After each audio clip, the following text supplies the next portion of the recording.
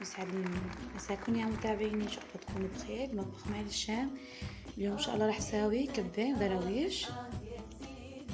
لا تنسوا اذا اول مرة تشوفوا الفيديو تشتركوا بالقناة وتفعلوا زر التنبيه عشان يوصلكم كل شي جديد، ولايكاتكم على الفيديو فضلا. طبعا عندي هون كيلو برغل نعقته، ضفت كمان سميد وشوي من الدقيق طحين، بعدها حطيت بصل. هلا كمان بدي اديرها بماكينة الكبة. تابعوا الفيديو للأخير، الله يسعدكم يا رب. وهون عندي الكبة درتها ما يكون شايفين يا صبايا. عندي نص كيلو لحمة قليتها طبعا، حطيت بصل بهار وملح، طبعا هذا الجوز اختياري. هون يكون عندي جاهزة حشوة الكبة. وهون عندي الكبة بلشت احشيها.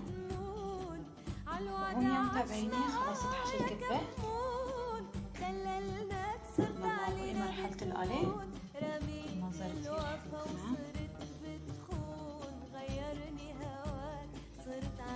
ان شاء الله ينال اعجابكم.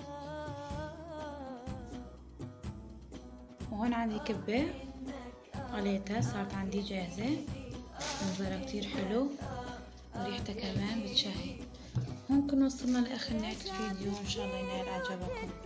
لا تنسوا اذا اول مرة تتابعوا الفيديو تشتركوا بالقناة وتفعلوا زر التنبيه عشان يوصلكم كل شي جديد، ولايكاتكم على الفيديو فضلا. وبشوفكم ان شاء الله في فيديو قادم. سلام.